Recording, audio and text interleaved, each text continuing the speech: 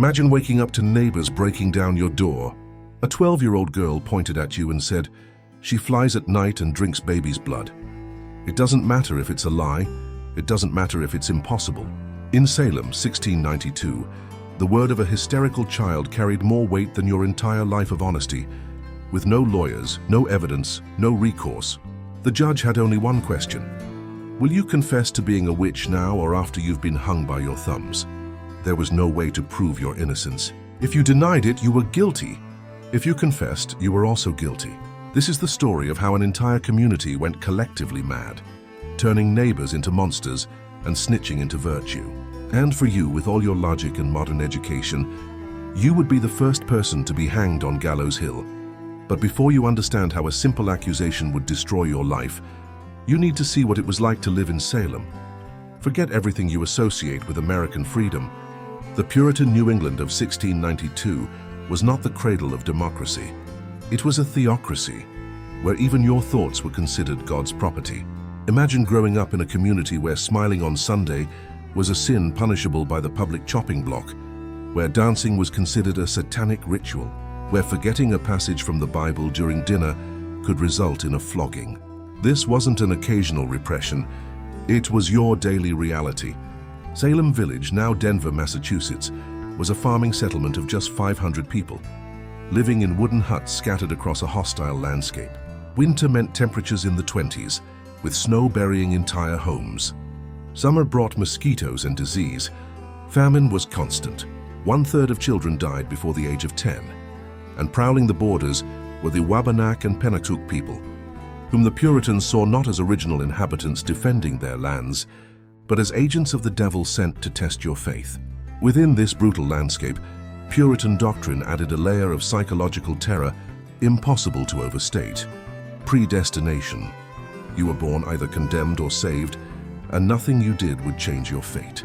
But, and here lies the mental torture, you could never be sure which group you belonged to. Every moment, his life was devoted to searching for signs of his salvation or damnation. Thomas Putnam, a Salem farmer, wrote in his diary in 1688, "I woke screaming again, dreamed my soul was burning in lakes of brimstone. Is this a sign of my damnation? I prayed 7 hours today until my knees bled, begging for a sign of his grace." His day began before dawn with prayers. Back-breaking work in the fields or around the house continued until dusk. Then more prayers, his only books, the Bible and perhaps the Guide to Heaven, or the sufferings of hell described. His only entertainment, 3-hour sermons on Sundays, detailing the tortures that awaited sinners. The devil was no metaphorical figure. He was a real being you believed was constantly present, trying to steal your soul. Any impure thought, any sexual impulse, any doubt about the authority of the church, was his voice whispering in your ear. And witches weren't fairy tale characters. They were real neighbors who had made pacts with Satan. Samuel Parris, the minister whose home would become the epicenter of the panic, regularly preached, "The devil walks among us in disguise. He may be your neighbor, your sister, even your child. Be vigilant against his signs. Unexplained prosperity, strange behavior, questioning of authority." In a community where every bad harvest, every illness, every premature death was interpreted as divine punishment or the work of the devil, paranoia was not deviant. It was the normal way of life. Skepticism was not only discouraged, it was evidence of demonic possession. And all this took place in a community riven by tensions, land disputes, family rivalries, and the growing divide between agricultural Salem Village and commercial Salem town. The congregation was divided between those who supported Reverend Parris and those who despised him. Disputes over tax payments and property boundaries had simmered for generations. It was in this cauldron of religious terror, physical deprivation, and social tension that in the freezing winter of 1692, some girls began to behave strangely in the parsonage kitchen. What happened next would forever transform our understanding of mass hysteria and the fragility of human reason under pressure. In this cauldron of religious paranoia and social tensions, the panic did not begin in pulpits or courtrooms. It began where many historical horrors do, with children in a dark winter kitchen. In January 1692, in the home of Reverend Samuel Parris, his 9-year-old daughter Bet and his 11-year-old niece Abigail Williams began behaving inexplicably. Their bodies contorted into impossible positions. They screamed incomprehensible words, crawled under furniture, complained of being pinched and bitten by unseen assailants. Their eyes rolled back in their sockets. Moments of lucidity were followed by violent convulsions that not even the strongest men could contain. Physician William Griggs, after examining the girls, uttered the words that would unleash the terror. "This is not a natural disease. The children are under the influence of evil." In a community where the supernatural was more real than the natural, the diagnosis confirmed the unimaginable. Witchcraft had penetrated the minister's own home. But who was to blame? The children hesitated at first, then pointed to Tituba, a Caribbean Indian slave in the parsonage. The choice was no accident. Tituba occupied the lowest rung of the Salem social hierarchy. A woman of color, a slave, a foreigner, the perfect scapegoat. Tituba had grown up in cultures where folklore, tall tales, and fortune-telling were common. Reports suggest that in the brutal winter, to entertain bored children, she told stories and possibly performed small divination rituals, absolutely forbidden in Puritan culture. Thomas Putnam, whose diary we mentioned earlier, wrote, "The afflicted children say that the wild Tituba made a cake of her master's urine and chicken's blood, and baked it in the ashes to summon spirits that would reveal future husbands." When questioned, Tituba, she did something unexpected. She confessed. Pressured, threatened, possibly tortured, she quickly understood that confession was her only path to survival. But what followed destroyed Salem. She not only admitted to being a witch, but also claimed she wasn't alone. "There are other witches, 2, no 4, maybe more. They forced me. They come like yellow birds, black cats," a tall man from Boston. "They want to destroy God's church." Her every word was a match struck on dry straw. Ann Putnam Jr., 12, Thomas's cousin, soon joined the afflicted. Then Mercy Lewis, 17, then Mary Walcott, 16. Within weeks, a circle of nearly a dozen young girls exhibited symptoms, all pointing accusatory fingers, no longer just at outcasts, but at respected members of the community. What happened to these girls? Today, theories range from ergot poisoning, a fungus in the sea buckthorn that causes hallucinations, to psychological disturbances, to deliberate manipulation. But a disturbing explanation is gaining traction. Many truly believed they were being attacked. In a world where the devil was a constant presence, where nightmares were interpreted as real visits from evil spirits, the line between them dissolved. These children, immersed in religious terror from birth, didn't need to consciously lie. Collective fear manifested itself physically, as modern psychology demonstrates in cases of mass hysteria. Sarah Osborne, one of the first accused along with Tituba, died in prison before even being tried. Tsar, a beggar often seen muttering prayers in the streets, possibly interpreted as curses, was one of the first convicted. The true tragedy is that there were no conspiratorial villains in Salem, only victims. The girls, genuinely terrified by years of religious indoctrination, the accused, unable to defend themselves against impossible charges, the judges convinced they were protecting their communities from real threats. Elizabeth Proctor, pregnant when accused, wrote in a letter smuggled out of prison, "How can I prove that I do not fly at night? How can I show that the devil does not visit me? God knows my innocence, but no man can see my soul." And as the circle of accusations expanded, Salem was plunged into the most terrifying judicial theater colonial America had ever seen. And so, based on the visions of terrified children and confessions extracted under duress, Salem established a special tribunal that would transform paranoia into legal proceedings. The Salem trials were not a deviation from colonial justice. They were its purest and most horrific application, revealing what happens when fear replaces reason at the heart of the judicial system. The Court of Intermina, established by Governor William Phipps in June 1692, was presided over by men considered the most learned and respectable in the colony. Williamson, the Harvard-educated presiding judge, Samuel Sewall, a prosperous merchant, John Hawthorne, ancestor of the writer Nathaniel Hawthorne, who would later change the spelling of his surname out of shame for his great-grandfather's legacy. The proceedings began with the accused being brought in, often already weakened by weeks or months in filthy dungeons.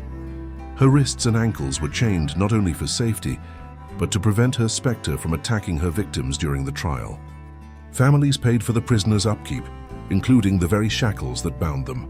Rebecca Town Nurse, 71, mother of 8 and grandmother of several, was partially deaf and could barely stand when she was dragged into court. Her accusation, her specters, had tormented the afflicted young women. As proof, when she moved her hands in court, the girls screamed that they were being strangled. "What do you say in your defense?" Horn asked. "I'm as innocent as the day I was born," Rebecca replied. "If you're innocent, why do these people suffer when you look at them?" This was the hellish paradox of Salem. Denial was seen as further evidence of guilt. Confession meant certain execution. Silence was interpreted as a demonic pact. There was no way out. The court's most deadly innovation was to accept spectral evidence as definitive proof. If a victim claimed to see the accused's specter tormenting them, it was considered irrefutable evidence, even if the accused was physically elsewhere. By the court's twisted logic, the devil could not assume the form of an innocent person without their permission. Therefore, if their specter was seen committing evil, they must be guilty.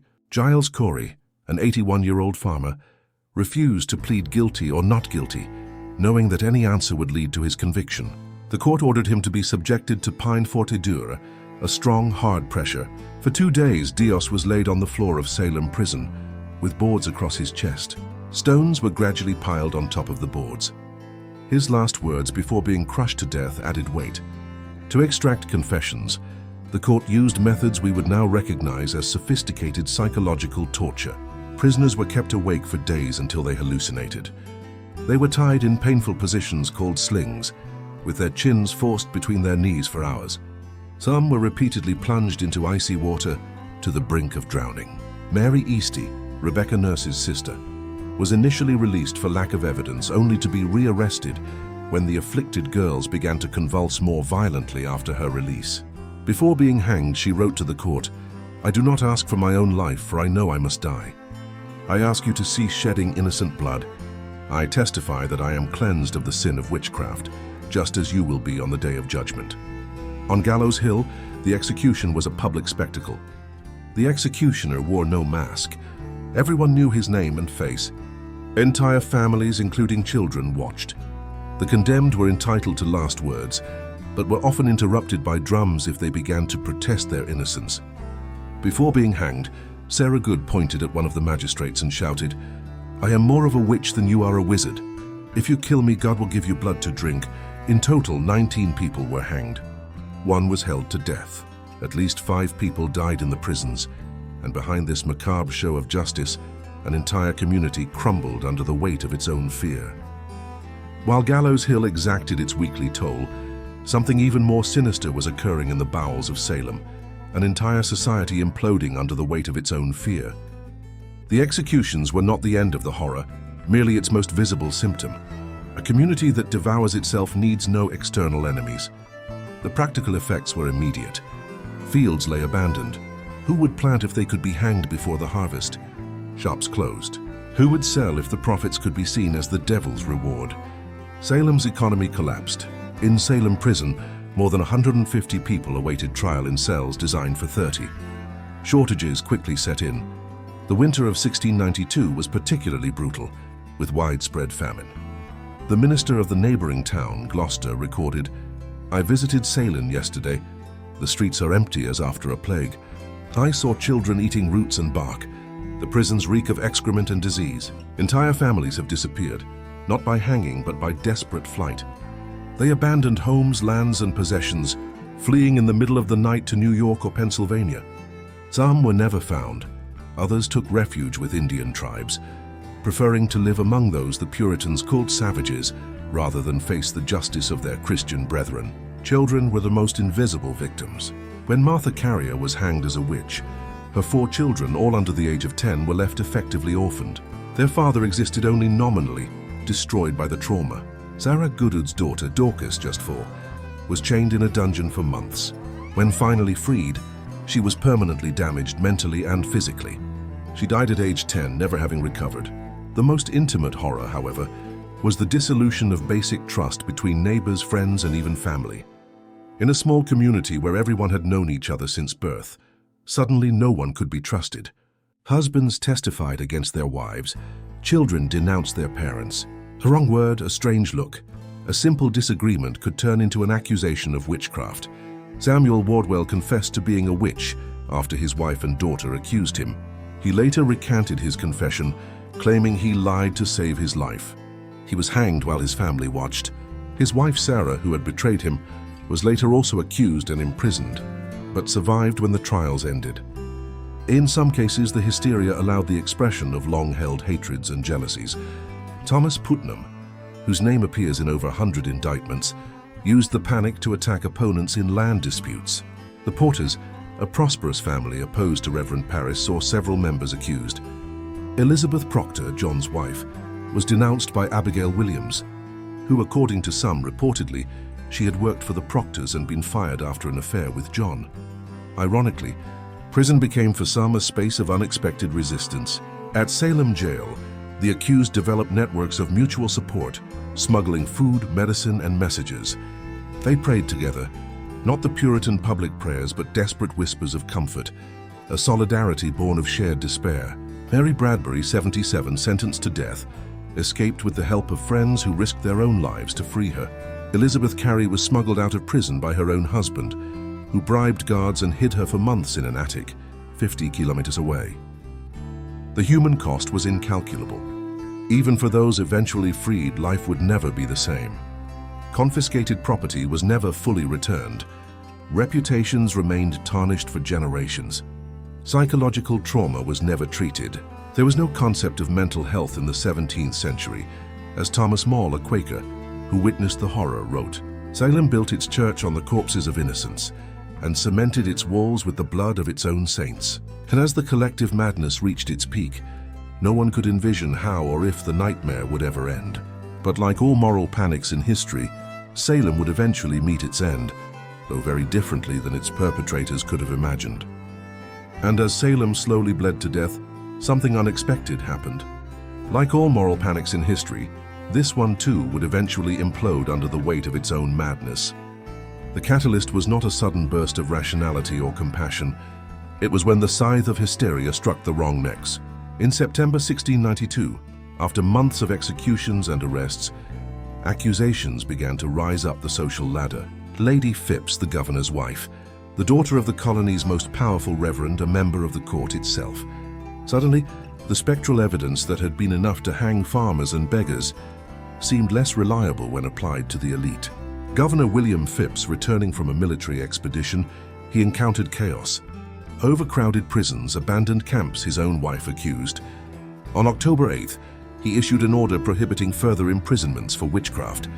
On October 29th, he dissolved the Deer and Diner Court.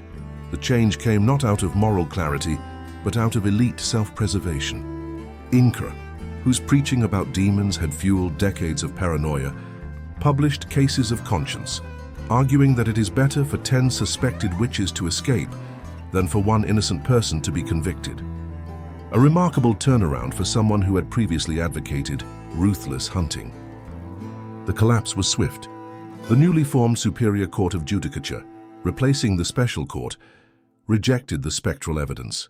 Of the 52 people tried in 1693, 49 were acquitted.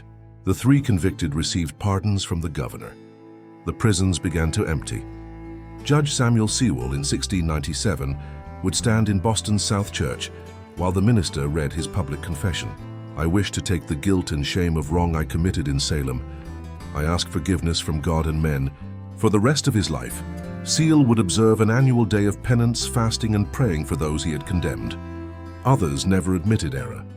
Judge William Stonne, when informed of the pardons granted, declared, God would have arranged for his execution if man had not interfered. He was promoted to acting governor years later. Anne Putnam Jaw, one of the chief accusers, made a public confession in 1706. I was instrumental with others in bringing terrible guilt upon my native land, bringing condemnation upon innocent people. It was a great deception of Satan. He lived the rest of his brief life in isolation, dying at the age of 36. For the survivors, justice was late and inadequate. In 1711, the Massachusetts legislature passed a bill restoring the good names of the condemned and paying £578 in compensation to their families. Many received only a few shillings, the price of a cow in exchange for a hanged mother. Elizabeth Johnson, condemned but pardoned, he petitioned for decades for the restoration of his name. His request was only granted in 2022, yes, 329 years after his conviction. Salem never fully recovered. The town fell into economic decline for decades. Families moved, names were changed, memories actively suppressed. The exact location of the executions was forgotten, only rediscovered in the 1920s. Thomas Putnam, one of the main accusers, never faced legal consequences, but died just 7 years after the trials. At the age of 47, his fortune diminished and isolated by the community. His son would later write, "My father died carrying ghosts, not of those he accused, but of those he helped hang." Salem ceased to be just a place. It became a universal symbol of justice, perverted by fear and mass hysteria. And although the last body was removed from the gallows more than 3 centuries ago, the Salem witches continue to haunt our modern consciousness in ways their executioners could never have imagined. And this symbol of perverted justice continues to haunt not only our conscience but our own contemporary society. Salem was not an isolated event, lost in the mists of a distant past. It was the model, the perfect prototype for moral panics, which continue to emerge with frightening regularity. Only the witches changed their names. In the 1950s, Senator Joseph McCarthy transformed the fear of communism into a new witch hunt. Without concrete evidence, thousands of Americans lost their jobs, reputations, and freedoms. As in Salem, simply being accused was enough to be considered guilty. How could you prove you weren't a communist? Simple denial was seen as further proof of guilt. In the 1980s and 90s, the satanic panic swept through Zamursa. Daycare centers were accused of satanic ritual abuse. Teachers were arrested based solely on the testimony of young children, often obtained through suggestive interrogation techniques. Families were destroyed, lives were ruined, and decades later, almost all the cases have been exposed as fabrications. Innocent people spent decades in prison for impossible crimes. The language changes, the structure remains. A vulnerable group, accusations impossible to refute, spectacular testimony, mass hysteria amplified by authorities and the media. Lives destroyed in the process, and always fear, as novelist Arthur Miller, who wrote The Crucible during the height of McCarthyism, observed, "Political panic always proceeds along the same spiral. A threat from some secret invisible enemy, followed by searches that never find the enemy, but fuel even more desperate searches for new targets." Social psychologist Robert Bartholomew, who studied more than 600 cases of mass hysteria, concluded, "Salem was not a historical aberration. It was the manifestation of psychological vulnerabilities we all share. Under the right conditions, any community can turn into Salem, perhaps the most disturbing. Our technology and education have advanced immensely since 1692, but our basic psychology remains eerily similar. Studies show that the modern human brain, when under extreme stress and fear, reverts to the same tribal, scapegoating thinking patterns that condemned Rebecca Nurse and John Proctor. In times of crisis and uncertainty, we continue to seek simple explanations for complex problems.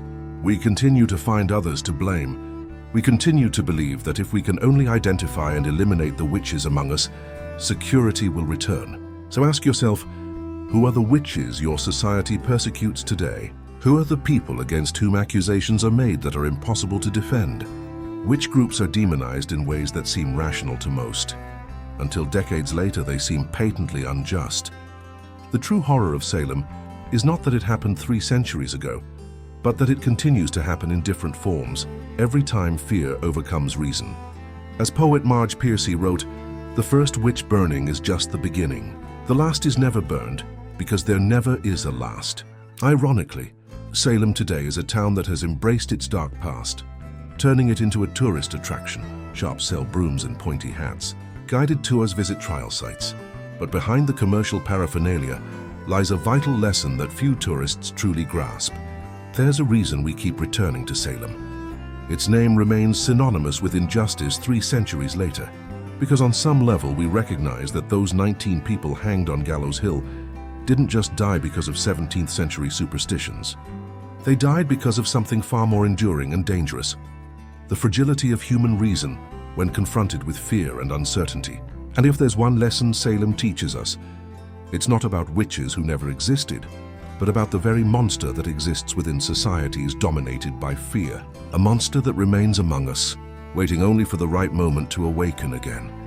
If this plunge into the depths of Salem hysteria touched something within you, if for a moment you felt a chill run down your spine as you realized that today would be no different, then you've experienced precisely what history holds most precious, the mirror it holds before us. That thumbs up isn't just a digital gesture. It's your small act of resistance against oblivion.